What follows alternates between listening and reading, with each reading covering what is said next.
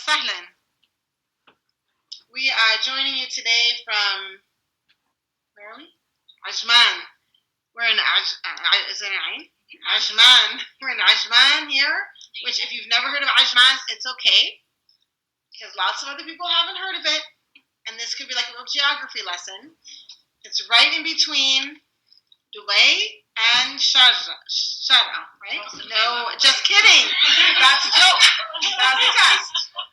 This is a test of the emergency broadcast system. No. It's just in that little, subhanAllah, how the colonialists came to our countries. And when they left us in little bits and pieces. Well, I'm in the place where they left us in the smallest pieces. And I'm in one of those little pieces, and it's called Ajman. So go ahead and go to your map and look it up, and you'll find it. Now, where is it? It's between Ras Al Khaimah and Dubai. I've been to Ras Al Khaimah. It is between Sharjah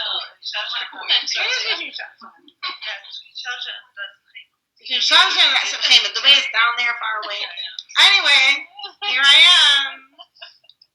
Alhamdulillah, here we are, and we have a gaggle of gals here with us. And somebody says the best abayas are in Ajman. That's good to know. I've never been there, but I've heard. Oh, you never been to Ajman? You're in Ajman? No. Abayas places. Oh, you know the abayas places in Ajman? I've heard. I think, okay. There's a sister who'd like you to hook her up, sitting right next to you. Another time, inshallah. All right, Bismillah ar-Rahman ar-Rahim. Salatu wassalamu ala khatam al-anbiya Sayyidina Muhammad wa ala alihi wa sahbihi ajma'in. It's a beautiful and happy, wonderful day today as we come to the end of Rajab and the Tawbah of Rajab, and we begin to enter into Sha'ban and the moving from our Tawbah to building our relationship with the Prophet ﷺ, moving into Ramadan, which is the time of year where if we've done the good preparation in Rajab and Sha'ban, we can enter into Ramadan with really ready. Like it's the difference, if you go to college, how many people here, when you went to college, you felt ready to go? After finishing high school, you feel ready to go to college? So I've got about half of the people here, not quite, who when they went to college, they felt really ready to go. I was ready. I went to a public high school. It was a good high school. When I went to college, I knew how to write. I knew how to manage. I knew how to do my stuff. But today, if you see young people going to university, they can't write and they can't really read. I mean, they can read, but they can't read to study. And so they have to take all these preparatory courses before they can actually get moving in their dirasa, in their subject area. And so that's like if you go into Ramadan, not having done Rajab and not having done Sha'ban, you spend the whole month catching up, and you spend the whole month in your preparatory courses. So by the end, you feel like you're just ready to go. Oh, you're ready to go, and it's Eid. Alhamdulillah. And then you need a whole year to come back, and by the time you come back next year, you're all, working on getting ready again as well. And so this Rajab is a blessing because it comes and it's an open door for repentance. It's an open door for Tawbah. And the last time we did a live stream, I think, you correct me if I'm wrong, we talked about the importance of istighfar. And subhanAllah, I want to this isn't actually a client talk about today, but yesterday, somebody that isn't on right now, because usually I put her on FaceTime. Where's my phone? We need to put someone on FaceTime. Can you put her on FaceTime? Usually I put her on FaceTime so she can attend. Oh, that's right. Never mind. I'm in Ajman. I'm really sorry. I'll have to talk to you later. Anyway, her students she asked them, they're young and they're energetic and they're so full of energy, and I'm on their WhatsApp thread with them. It's like 1 million miles a minute, and every word they say, every word they type in there has 15 vowels. Like instead of saying yes, they say yes. It's full of okay. And she asked them to do istighfar for this month. And she said, do 70,000. And if you finish the first 70,000, astaghfirullah, you can do the next 70,000, astaghfirullah al-azim. And if you finish that, you can do another 70,000. What did I tell you? She said, astaghfirullah al-azim alladhi la ilaha illa hu. And some of them, not all of them, but some of them completed 70,000 and completed 140,000, and like 2 of them completed 210,000. And I was really like, mashallah, I wanted to know how they felt. So so I asked them, I want you to tell me in a voice message how you felt. Like, what did that do to you? How did it change you? How did it affect you? Give me my phone because it's written down. I'll remember some of them, so they started giving me voice messages and sending me voice messages, and they said all different things. And I guess if we don't find my phone, it's okay. There are 3 that really struck me, and one, but said by more than one, was that they were already studying Islam, reading books and taking some classes about the life of the Prophet ﷺ. And the level, it was a higher level course, language wise and thought wise. It wasn't a baby course, so to speak. And they would go to this class and struggle to understand, and struggle to follow, and struggle to really engage with the material and understand what was happening there.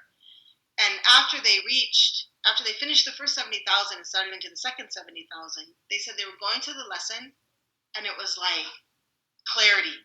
They could understand, they could remember, they felt like they were gaining lessons and lessons from the life of the Prophet ﷺ that they hadn't gained before.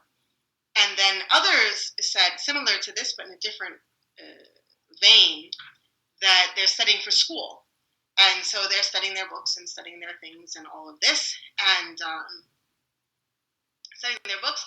And it was difficult to study, but when they reached a certain number in their istighfar, they got to the point where they could read and remember. Like, studying and memorizing became easier. Understanding what their subject matter was became easier. And it's like folding time in a way. They didn't use that expression, but from what they said to me, and subhanAllah, that comes back to the barakah of this religion and what everyone complains about today, which is being busy. Everyone's busy. Everyone has so much to do, and nobody has time for anything. And there's some truth in that. Istighfar. There's some truth that we're so busy and there's no time for things, because for real, life is changing. My friend read an article the other day that she shared with me, and it said in this article that the changes that have happened in the past we're 2018 now, so the past 20 years, or 20 to 25 years, think about how many changes have happened in 25 years. Just think for a minute. Let's think in the room. 25 years ago, what did we not have? Internet. We didn't have what you're looking at. Cell phones. Think about how much life has changed with the cell phone. We didn't have cordless phones, even so many things we didn't have. And according to this article, if you think about all these things that happened in the last 25 years that changed, according to this article, in the next 5 years, we will have as many changes as we had in the last 25. And so if that's the case, if that's the kind of speed we're in, then of course we feel like there's no barakah in our time. Of course we feel like busy and hurried and rushed and all of this. Of course, I mean, that's a normal, you would imagine it would be a normal reaction to this kind of rushed society that we live in. However, there is the other side of that coin is that we're also living in a society full of sin. And it's not really fashionable to talk about sin, so let me just prepare you that we're going to go into that world. It's not very fashionable right now, but let's talk about sin for a minute. This is a world full of sin. People are sinning right and left. And we've got the normalization of sin. And forget about Muslims for 1 minute. Just in our society, this globalization of society means that wherever we are, we're affected by world ethics and world morals. Global morals and global ethics. There are certainly pockets of places that remain rooted in traditional values, if you will. But in so many places, the traditional values and morals and ethics of earlier days have been worn away. And if they're not gone, they're questioned. Is that really necessary? Do we really have to live like this? In my own life, again, not talking about Islam, okay, in my own life as a non-Muslim, I was a non-Muslim until 1985. When I was in junior high school, even high school. It was in my family, in my culture, in white America, if you will, suburban white America, it was scandalous for people to live together and not be married. Scandalous. It wasn't normal. It wasn't okay.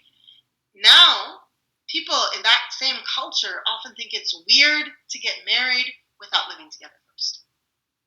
That's a drastic ethical, moral shift in a very short time. So we're not only talking about the kinds of changes that happen over 25 years in technology, but also the moral changes. And we as Muslims have to recognize that these changes affect us. If they don't affect us directly, they affect us in our environment, in the places that we go, and the people we hang around. There used to be places we could go that would be surrounded by angels. Where can we go now in the world today that is tahir, has ibadah, worship, and there's a feeling of angels in that place? I'm not saying there aren't places, they still exist, but they're mostly homes and some mosques, not all mosques. Not even all mosques, because we have mosques that are not angel magnets anymore for whatever reason.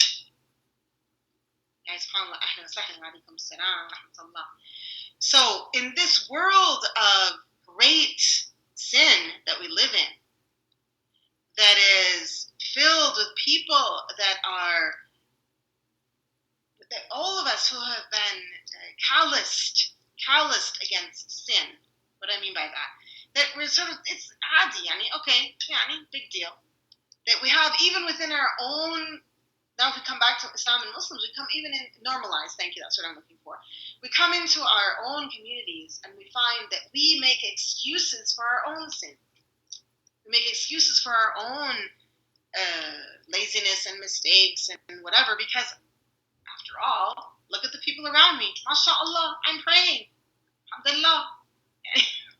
And if we were to just step back for a minute and remember that on the Day of Judgment, we're not going to stand on the Day of Judgment with the people in our class at school where 3 of them pray and the rest don't pray. We're not going to stand on the Day of Judgment only with, let's say, the non-practicing family that we have, or only the whoever. We're not going to. The people we're going to stand with on the Day of Judgment are not just the people that we have surrounded ourselves with that make us feel good about ourselves. We're going to stand with people who have lived their lives for Allah subhanahu wa ta'ala. Lived their lives for Allah subhanahu wa ta'ala in the sunnah of the Prophet sallallahu alaihi wasallam, and in leaving aside their comfort and their the ease of life for Allah. Yesterday, my friend, you told me a story about a woman that she knows that's working with her on the Quran, right? And it's a longer story, but in a nutshell, here's a woman who was, it's a much more beautiful story than this, but I'm just going to say it in a little nutshell. Here's a woman who became a widow at a very young age, and in becoming a widow, the husband that died had been cheated on by a family member. Cheated on, I mean financially. That sounded different. I mean, he had been giving money to a family member to build them a house. He used the money for himself. She became a widow. She went to the house. There's no house. She has 4 children. She's not educated. She goes to live with her in-laws, and they're all, making life extremely difficult for her. So she goes to live in this house. Only the bare bones of the house were there. She had to put tablecloths on the windows. There weren't any windows, and live in this house. And what she could do is sew. And she didn't have a sewing machine. She sewed wedding dresses and suits and these very difficult blouses and shirts with collars and buttons and things like this by hand. And all during this time, she is, calm of heart. Who of us have been in such a situation? And then she started learning the Quran and learning it in tajweed and learning to memorize it and this and that. And that's another long, beautiful story. But she ended up as an older woman. By older, I mean not 10 or 11 or 12. How old was she when she first started learning? 46 when she first started. 47 years old when she first started Quran. Actually, shame on all of us, any one of us who thinks it's too late to start. She first started learning Quran at 47 years old. And then later her children grew up a little bit, and they started making a little bit of money, so she left the working and making money for them, and she devoted her life to Quran. Now, with that, she isn't even treated that great by her kids. Along with that big story, here's a woman who's devoted to Quran. We're going to stand next to her on the day of judgment too. She's going to be standing there with all her Quran and all of her patience and all of her beauty, and we're going to be over here going, but I prayed. That's the globalized excuse of where we stand today as Muslims. Rajab is important because, for many reasons, it's a sacred month, but also we have in Rajab Isra and Mi'raj. The Prophet ﷺ, it was a gift to the Prophet sallallahu alaihi wasallam, who was in his year of sadness, when after years of speaking about Islam and speaking to his family and talking to the people who used to call him Al-Amin, people who used to say, here is one of the best people of our tribe, here is someone we can trust, here is the person we're going to give all of our money to protect because we can trust him, here is a person who always tells the truth, here is a person we can trust in every way. After a lifetime of people treating him like this and believing he was that kind of person, when he brought Islam to them, they said, no. And they started calling him names, and they called him a sorcerer, and they called him crazy, and they called him, oh, you just come with magic, and they called him, you're a liar, and they called him names, and they insulted him and called him names. The same people that he loved, and they loved small town culture. Think about your community. They calling him names and all this stuff, but still he had Khadija radiallahu anha, the first to believe.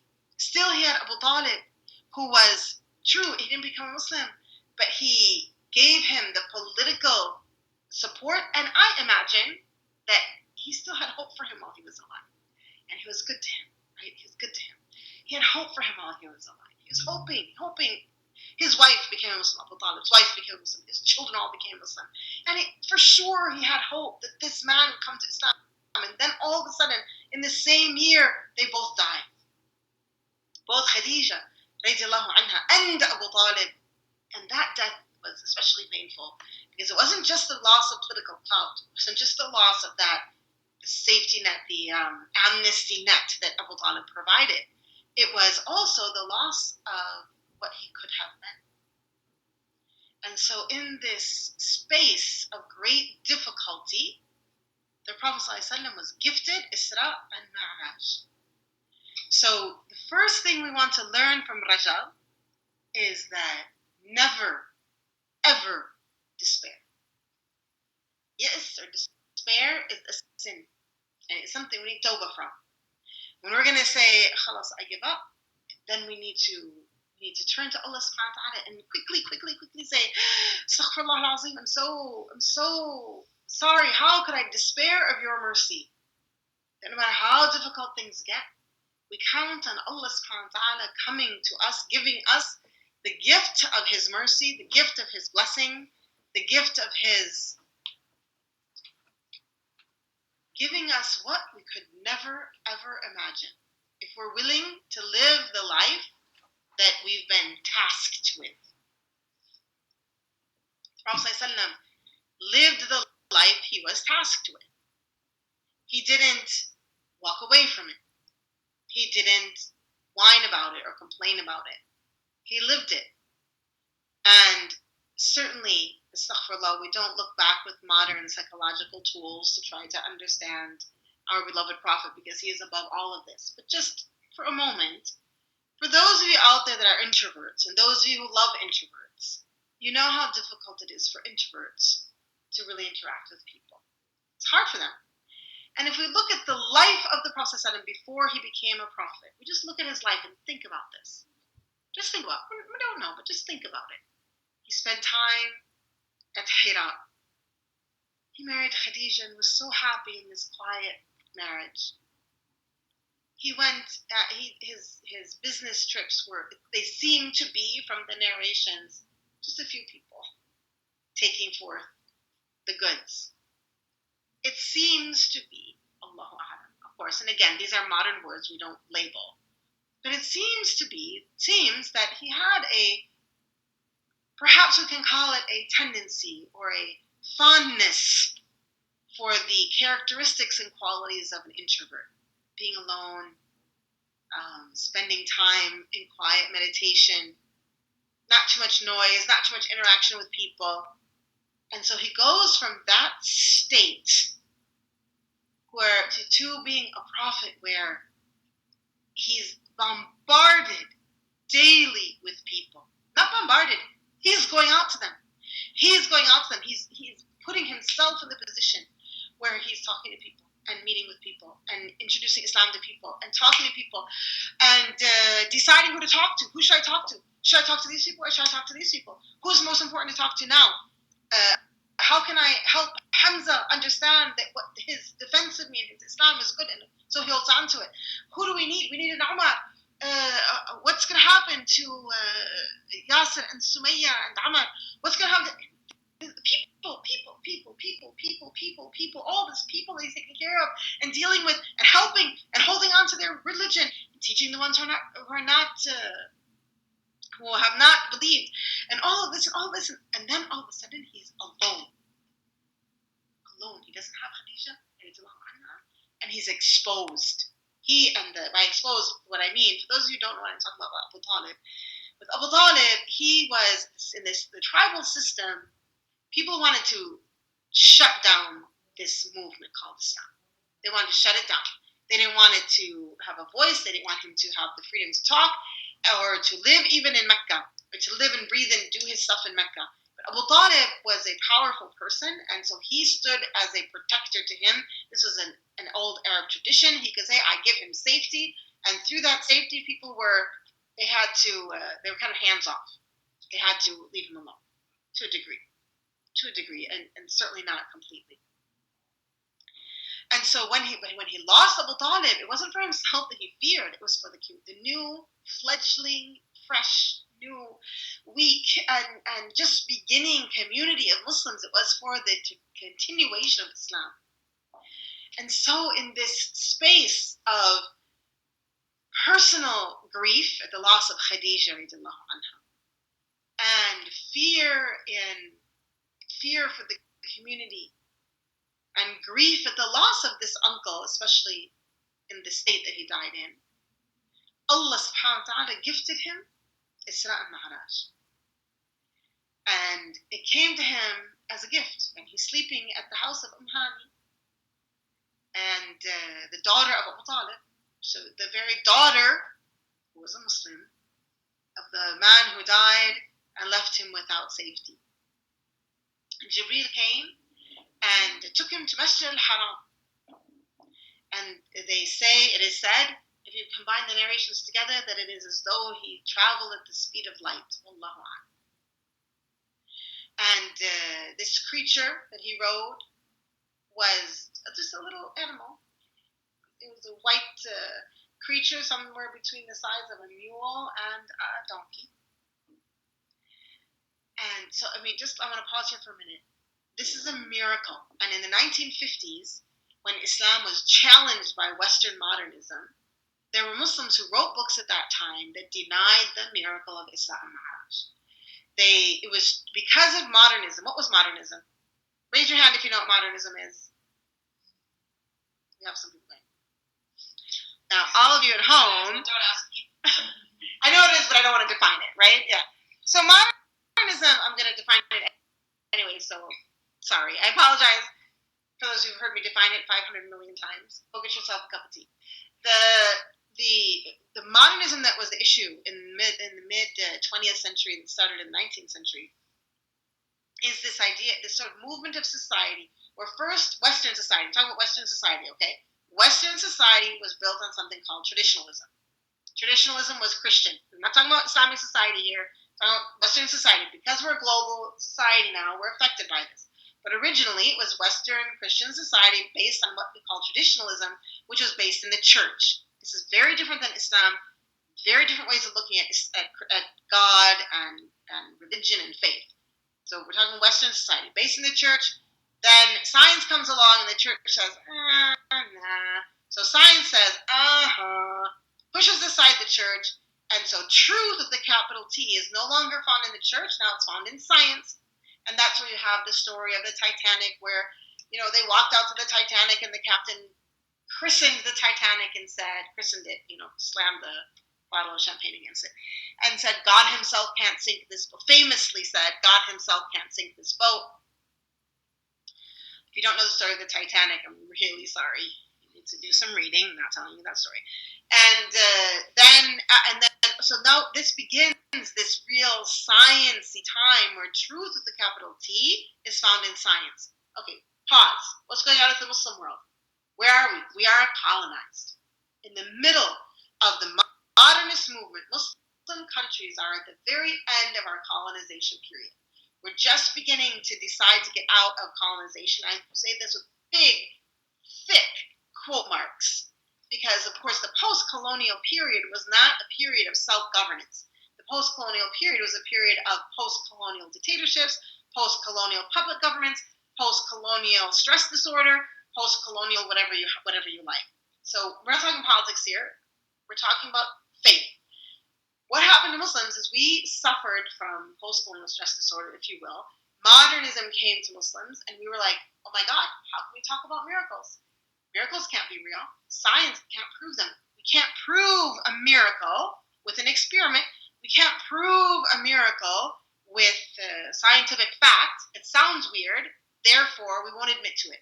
So a whole new group of people began in the early 20th century talking and writing books about the Isra and Mi'raj and saying it was only a dream. Saying it was just a vision, because that was easier. It was easier to swallow in this world where science is truth.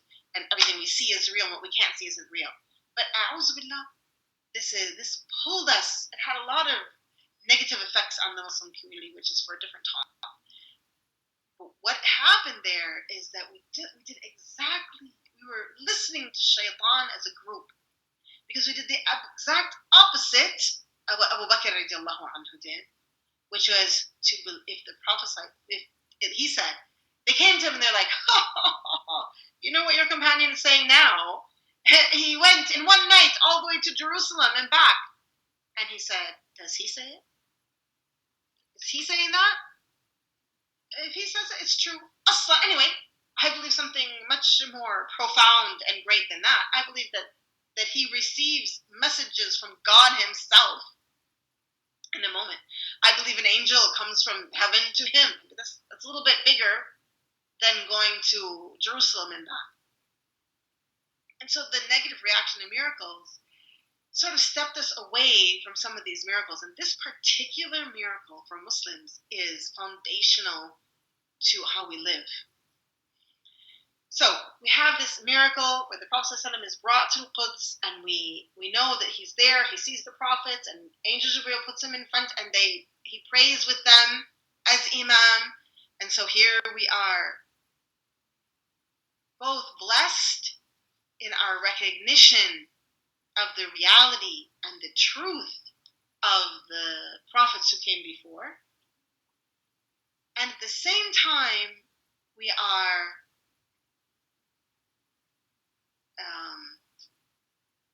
it's underlined to us the status of Prophet Muhammad sallallahu alayhi wasallam as the imam of the prophets, that he led them in that prayer. And so with us as Muslims today, in a world of Islamophobia, where everyone around, where books and movies and TV and social media and Google and wherever you want to go and learn about the Prophet, you're going to find something, wa'a'udhu billah, that says something that's not nice about him. Even our own curriculum books don't present him as a prophet as much as they present him as a military leader, which he was. But he was much more. He was above all these human roles. He was a prophet. He was a prophet, and the imam of the prophets. And so this Isra and Mi'raj should force us as Muslims to just take a step back and say, how much do I love him? And the beauty of Islam, the Islamic calendar, is on this 27th of Rajab, when we're thinking, wow, how much do I love him? Have I really garnered love for him in my heart on this very day, 3 days before the coming of the month of Sha'ban. We ask ourselves this question. So when we enter Sha'ban, which is in just a couple of days, we enter it hopefully with a yearning to love the Prophet ﷺ, a yearning to get to know him. And Sha'ban is the month that was revealed, the verse, إن الله والملائكة يصلون على النبي يا أيها الذين آمنوا صلوا عليه وسلموا تسليما. It's an order. It's an order. Say Allahumma salli ala Sayyidina Muhammad. It's not a fluffy game or a fluffy thing that people say. It's an order, and it changes you. It changes who you are to understand who he is. But to get to that space, we have to pass through the space of Tawbah. And Isra and Mi'raj gave us those tools. Because after the Prophet ﷺ prayed with the Anbiya, with the prophets, then he went with the Jibreel, and he went through the 7 heavens. And in this space, he saw punishments and he saw rewards, and he met prophets again, and he was given this amane, which was, of course, the prayer. So he's given the prayer, and we know, everyone knows the story. You learned it in Sunday school. If you didn't learn it in Sunday school, you saw it on 15 YouTube videos before this, that he's given 50 prayers, and then he sees Musa, and he sends him back, and he sends him back, and he says, "No, I'm not going back. I'm not going back again to ask for less than 5." So he gives us the amane of the 5 prayers. And today, I'm going to ask you a question now. I want everyone to really think. Everybody here is going to answer me out loud. You guys answer me in the chat box. I just mean in general, both. What would you give our Muslim community a percentage for how many people pray all their fardh prayers on time, all the time? All the time, not missing a fardh prayer. Maybe they miss a fardh prayer once every year or something. What would you give a percentage? Put it in the box. What do you guys think? 5. They can't hear you, so I'm just going to repeat. I hear 5 to 10. I hear not even 1. 5. 1 to 2. 5. Less than 5. 20. 2. 10. 5. 10 and 20 are coming on here. 10, 20, 15. Ooh, somebody said 50. You're hanging around. Wow, mashallah. Who are you hanging around? Ooh, we have somebody else who said 70%. Let me tell you something. You who say 70%, stay in that community. Do not leave that community. Wherever you are, that you have 70% of people around you, never missing a prayer, do not take 2 steps out of that community. 5 and 40. Okay.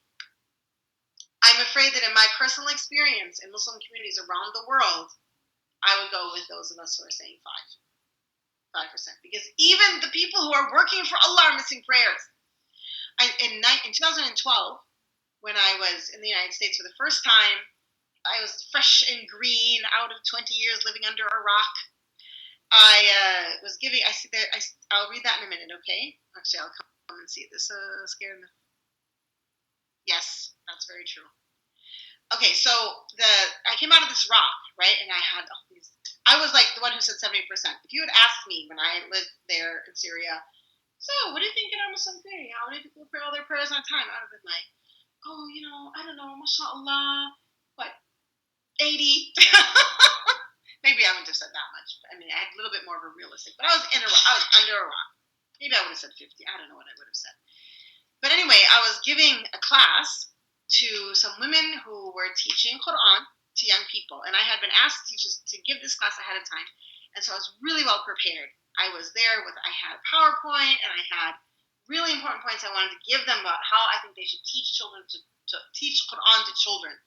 And I kept trying to give these points, they were like kind of elevated points, I suppose, if you think about it in the world of this, because I thought of them as teachers.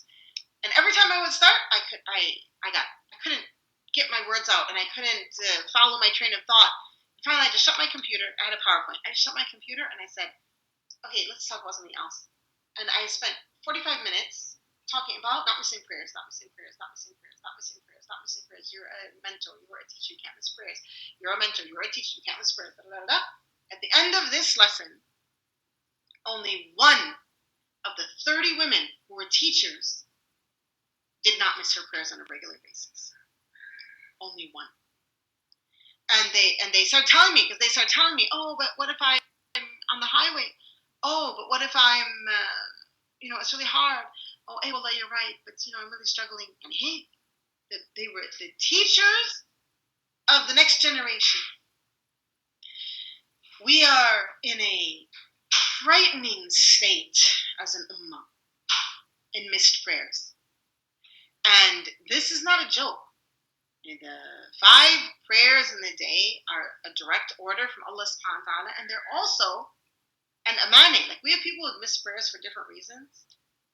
But for those who say, I love the Prophet and miss prayers easily, I know.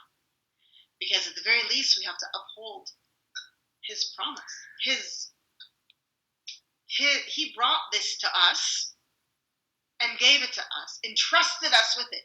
Entrusted us with these 5 prayers, and our community at this point has lost much of that gift.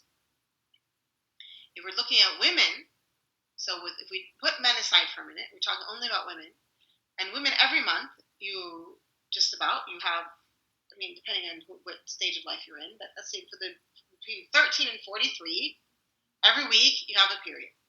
And then, let's say you get pregnant a couple of times along with that. You have some nifas after that. You have some postnatal bleeding.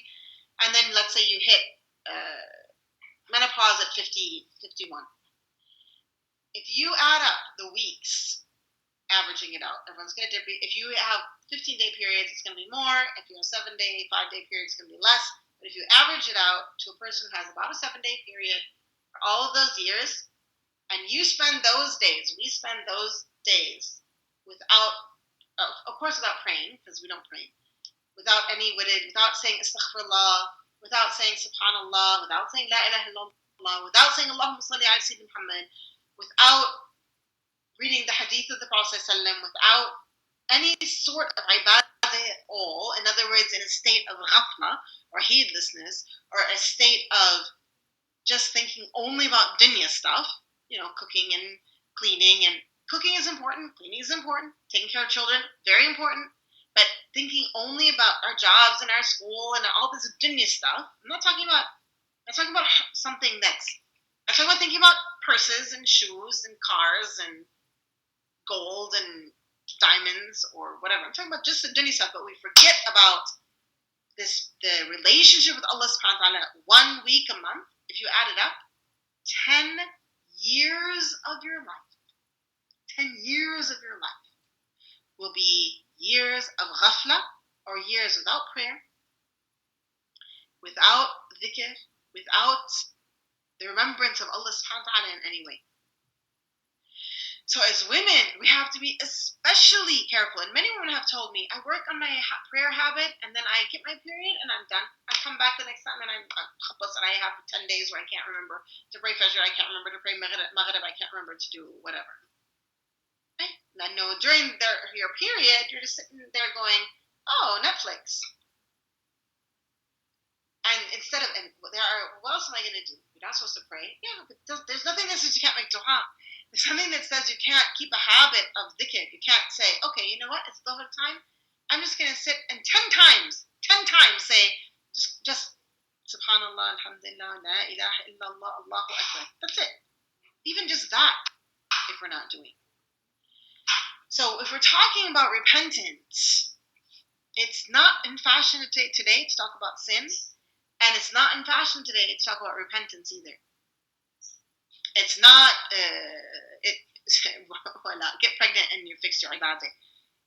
Yeah, well, to a degree, but then you have possibly 60 days of nifas, which if you spend those 2 months without any remembrance whatsoever, and then most of the time, inshallah, when you have a baby and you're nursing it, you'll be like, subhanallah, or la ilaha illallah, maybe singing and things like that. But it's a scary topic.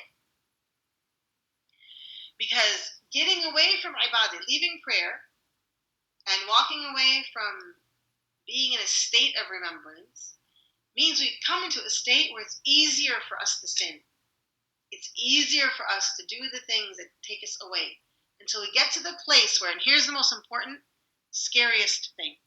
We get to the place where we think, we believe it's our authentic self that is the sinning self.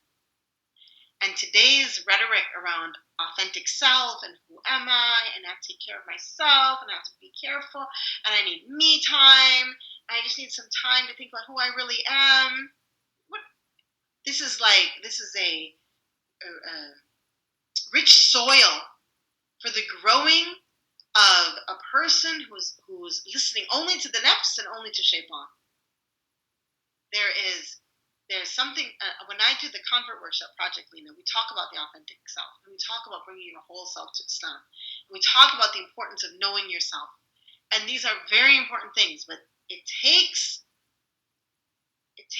wisdom and light and careful thinking to differentiate between what is my authentic self of culture and nostalgia that I'm bringing to Allah subhanahu wa ta'ala, and when is it that it's because of my lack of prayer and my increasing sin that I begin to believe that my authentic self is a self away from Allah subhanahu wa ta'ala.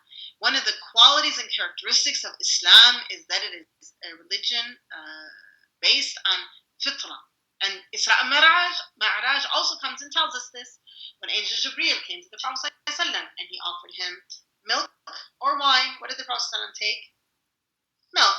And what did Angel Jibreel say to him? Yeah, say it. Yeah, he said, yeah, you know. Chosen the other way. Yeah, and had you chosen the other way, your ummah would have been lost, but you chose this because your religion has, yeah, exactly. You've chosen fitrah, because Islam is based on fitrah. People talk about this all the time, and I don't know about you, but like when I first learned this, I was like, what does that mean? What do you mean, milk? And how does that even, I don't understand. This religion based on fitrah means that your authentic self is always found rooted in belief. Your authentic self is always found in the dhikr and remembrance of God. Your authentic self is always found in the sunnah of the Prophet ﷺ. Your authentic self is always found in your 5-day prayers. When you're missing your prayers and missing that, now you can do it differently. My friend was just got done telling me how fasting is really hard for her. But she's a woman of Quran. I know somebody else who sadaqah is so easy for her. Every day, she doesn't have a day past that she doesn't give sadaqah in. Even in the day she's the poorest. Ever. To my knowledge, Allahu A'lam, she has never, since adulthood, she's never had a day pass except for that she gave sadaqah in that day. But extra prayers are hard for her, and she doesn't do a lot of sunnah prayers. So, you'll find your personality coming to Islam in a beautiful way, and people will be different, and some people are going to be boisterous and talkative, and other people are going to be quiet and gentle.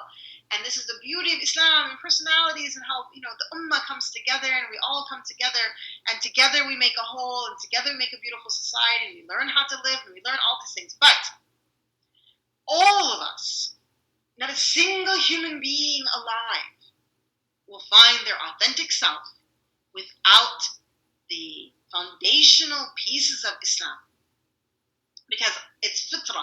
That's the point. It is, what does fitrah mean? It's the internal longing for God that every human being is created with. And so when you follow that and fulfill it in the way that Allah subhanahu wa ta'ala ordered us to in the prayers, you're calm. You can handle it. You can handle life. Now, just a footnote, that doesn't mean that a person who's praying will never have any mental illness, will never have any depression or any anxiety or any need for help. That's not what that means. It means that in a spiritual way, you have taken care of who you are.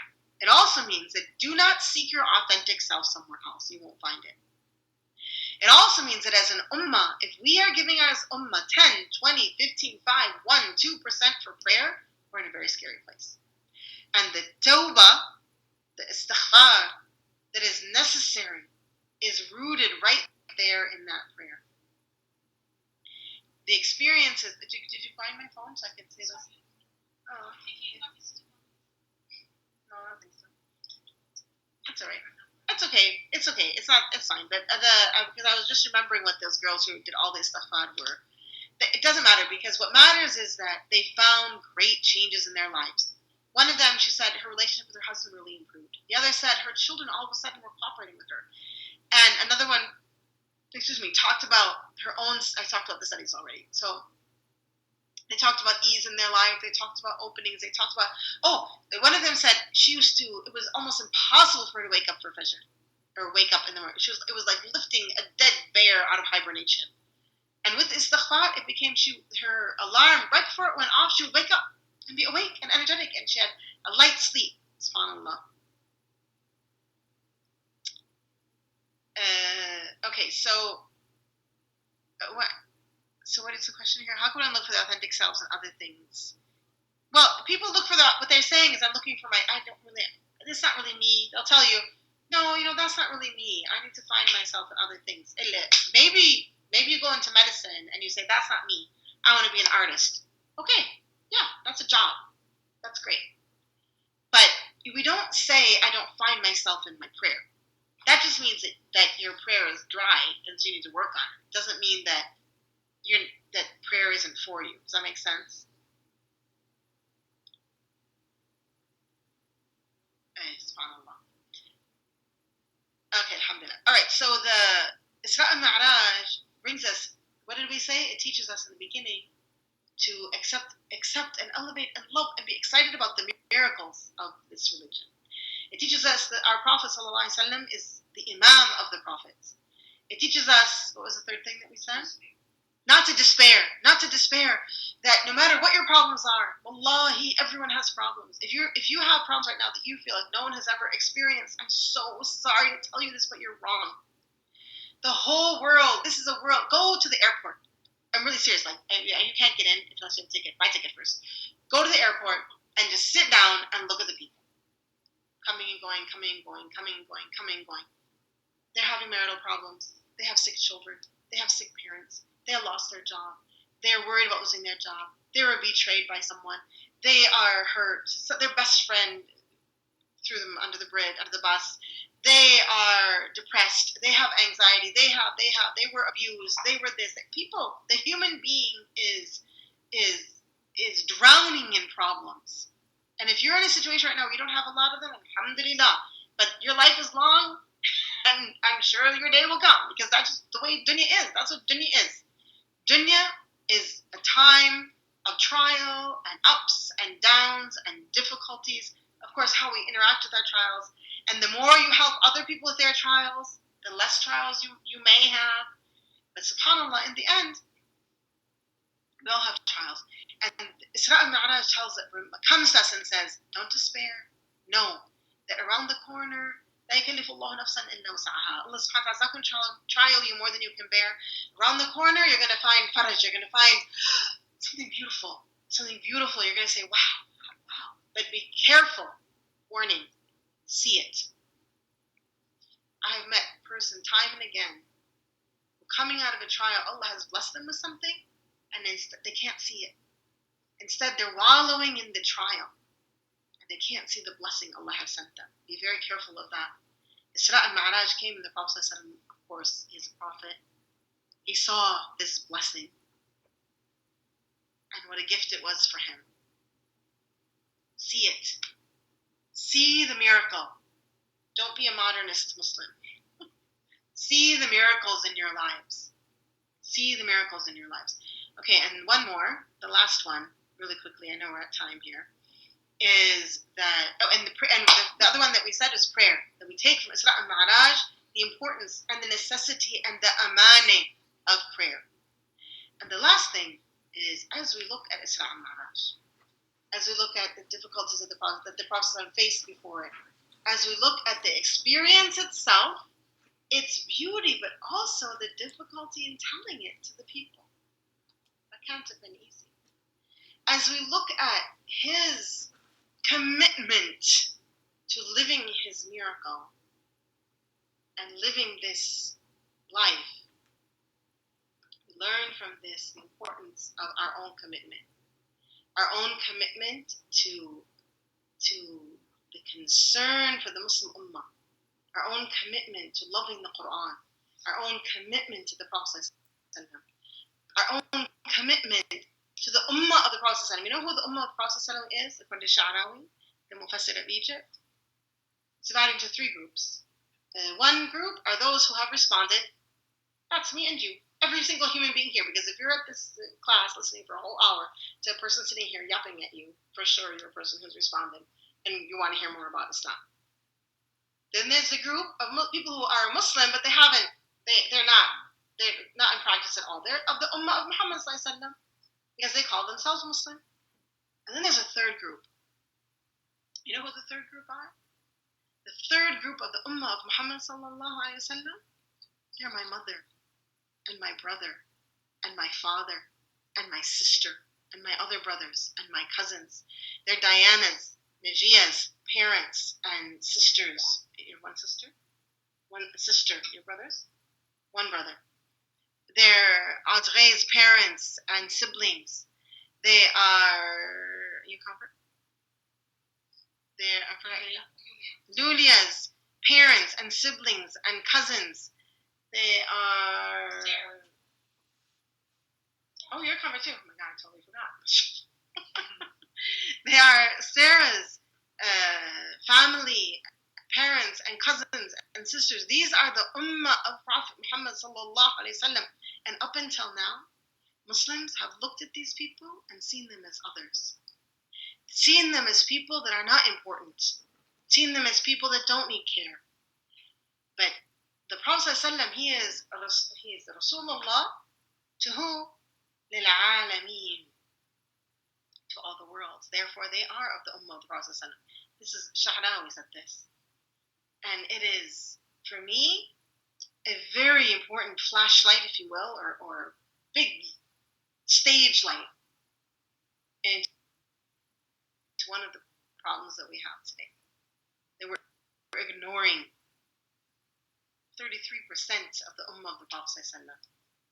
And just as we have brothers of those who responded, just as we have to love our sisters and brothers who have not responded back to Islam, we need to love the rest of the Ummah of the Prophet ﷺ back to Islam and be good to them and invite them and show them a beautiful faith full of prayer and adab, good manners and akhlaq, good behavior. And all of this is found in Isra and Mi'raj, and it's found in us in a repentance that is real. And people ask me all the time, how do I make repentance? How to make repentance? And there's like books written about, well, first you have to regret, and then you have to blah, blah, blah. But I'm going to say this for today, just for today. All the books are right, and those books are, I'm not saying they're not right. They're right.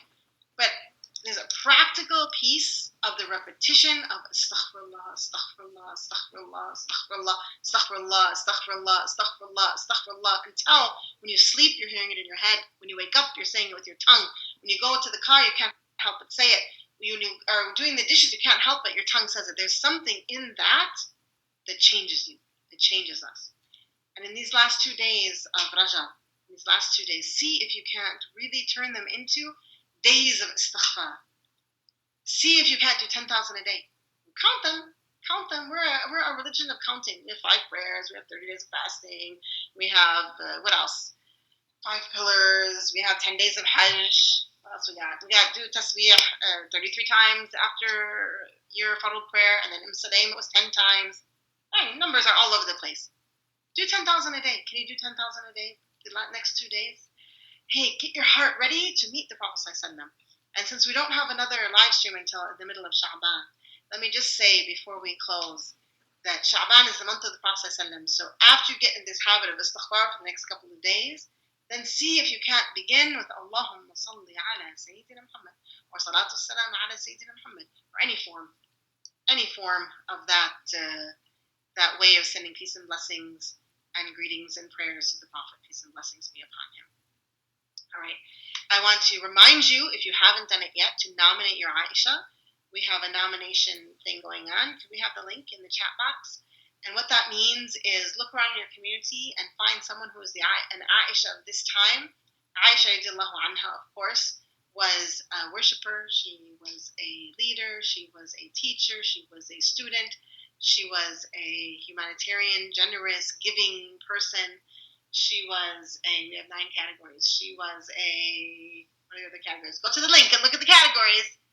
And she had all of these qualities and characteristics. And go in your community and find someone, man or woman, because we're all called to be like the Ummahat al-Mu'mineen.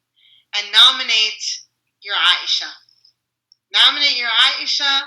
And I have a couple of different people that I haven't filled out my nomination form yet, but I'm going to. We have until the 22nd of April. I have a couple of people that I'm hoping to nominate. And nominate your Aisha. Let us know about the people. Give us hope. Give people hope.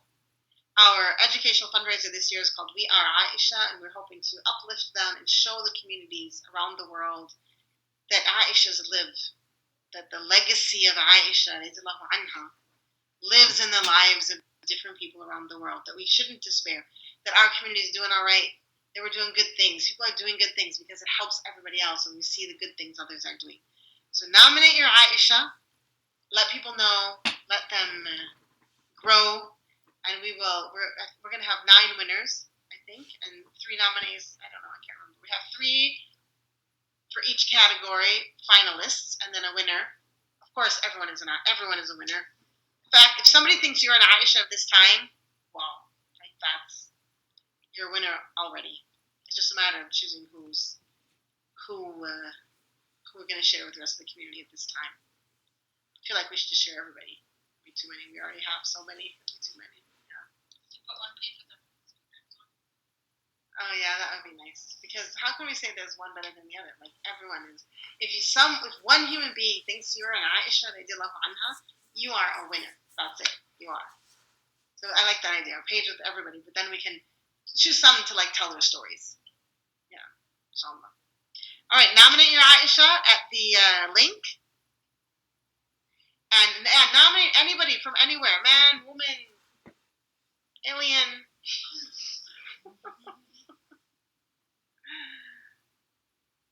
You can nominate more than one. Absolutely.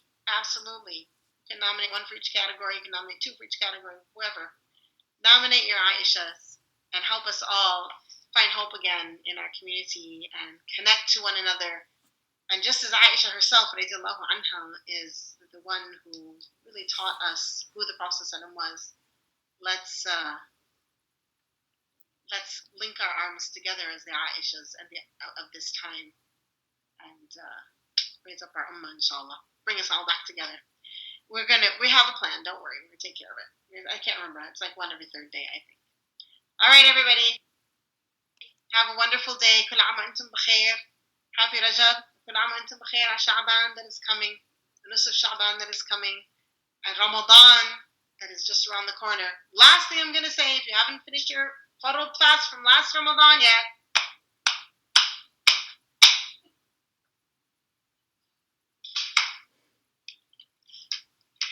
I see you. Fast them. You've got 32 days or something. Get them done. All right. Don't go into Ramadan with a debt to Allah subhanahu wa ta'ala. Get them done. One day you'll be nice and old like me. You won't have to worry about it. Yallah. Assalamu alaikum. Sallallahu ala sayyidina Muhammad. على نية القبول والفتوح والشفاء أمان السلام الشام يا رب كل بلاد المسلمين الفاتحة.